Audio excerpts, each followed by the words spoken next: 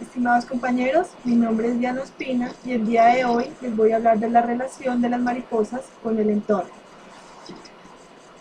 Como bioindicadores y polinizadores, las mariposas son de relevante importancia, por ello es primordial su protección. La polinización es la función que realizan dos grupos de organismos, los insectos y las plantas, para transferir el polen contenido en las anteras, órgano masculino, al estigma, parte receptiva de los órganos femeninos de la flor. En ocasiones genera tal dependencia que la disminución o desaparición de alguna de las partes se refleja en ambos grupos, los insectos y las plantas. Sin embargo, la polinización puede darse por otros animales como pájaros, murciélagos, ardillas, etc., e incluso por el viento y el agua.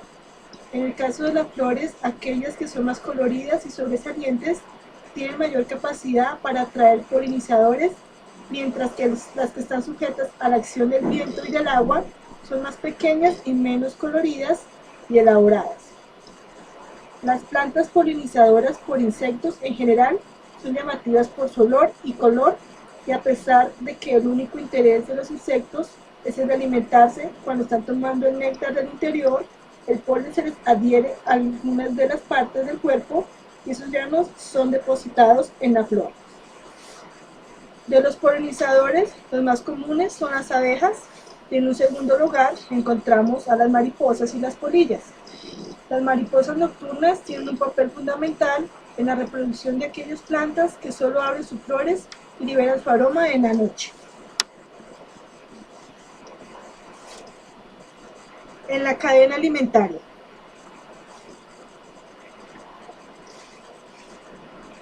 Las mariposas dentro de la cadena trófica juegan un papel importante en la primera instancia. Una gran mayoría de sus especies son consumidoras primarias que transforman la energía de plantas verdes en energía de aprovechamiento para sus procesos vitales. La cadena trófica o alimentaria puede definirse como el traspaso de energía de un organismo al otro. Este proceso se divide en varios niveles denominados tróficos. El primero, constituido por organismos capaces de realizar fotosíntesis, es decir, transformación de energía lumínica en energía química, a los cuales se les ha llamado productores. Estos se encuentran en las plantas verdes y en los vegetales pequeños, imposibles de ver a simple vista, y en los organismos vegetales acuáticos conocidos como fitoplancton. El segundo eslabón a nivel es el de los consumidores primarios o de primer orden, al que pertenecen los animales herbívoros y los parásitos de las plantas verdes, que son capaces de absorber la energía química. Consumidores de segundo orden o secundarios son el siguiente nivel, que incluyen a los animales carnívoros y consumidores de parásitos. En el tercer nivel están los consumidores de tercer orden, representados por parásitos y predadores de carnívoros. Y finalmente se ubican los descomponedores, cuyo nombre corresponde a aquellos organismos que tienen la facilidad de mineralizar las sustancias orgánicas. Lo anterior no quiere decir que un organismo se alimente solamente de otro tipo de organismo. El sistema es más complejo. También existen organismos que consumen diversos tipos de material o cadenas que empiezan con el consumo de materia orgánica muerta. Es el caso de los detritívoros, pequeños animales que consumen material en descomposición o detritus. De esta manera se identifican otras cadenas alimentarias como consecuencia de los diferentes comportamientos alimenticios de los seres. El objetivo fundamental de transferencia de energía puede ser modificado, pero todas esas cadenas se relacionan entre sí formando una red alimentaria.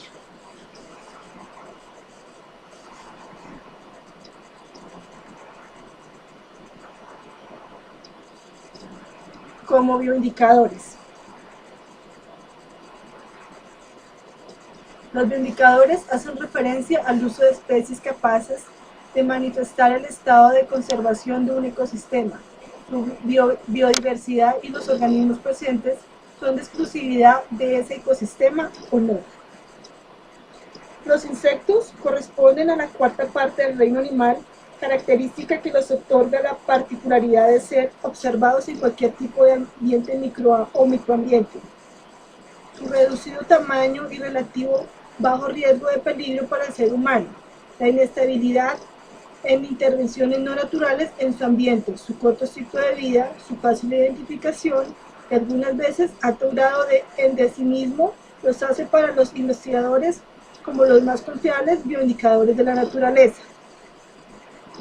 Las mariposas como segundo grupo más numerosos entre los insectos después de los coleópteros por su particularidad de depositar el huevo o alimentarse en su estado larval de una planta específica.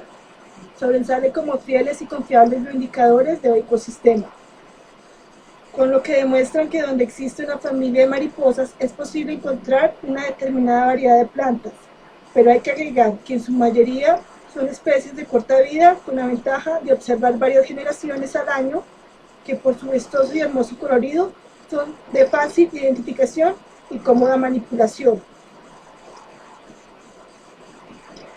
A continuación, quiero compartir con ustedes el video sobre las mariposas y el cambio climático. Espero lo disfruten.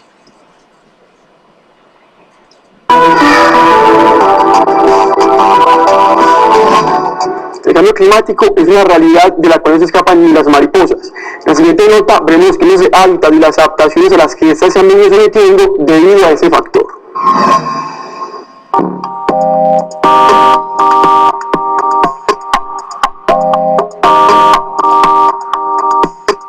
Las mariposas, al igual que muchas especies animales o todas las especies de animales mejor, están estrechamente relacionadas con los cambios que se dan en el clima. En sí, las mariposas, para ese proceso de evolución, ese proceso de transformación y adaptación al medio, depende exclusivamente de esos elementos que tiene el clima. Y en la medida en que cambie el clima, pues va a cambiar la vegetación y por ende van a cambiar las comunidades de mariposas.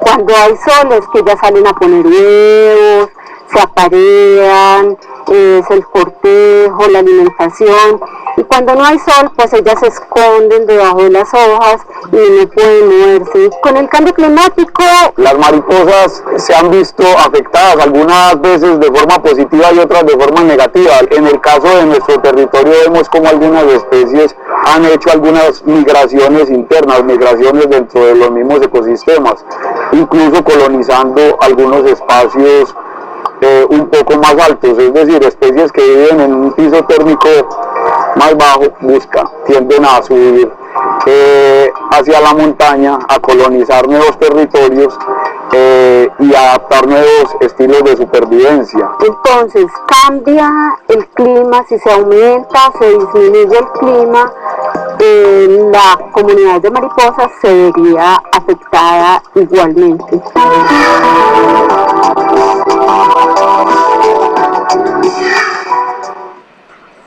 Muchas gracias por su atención, espero les haya llamado la atención este video, nos veremos en una próxima oportunidad.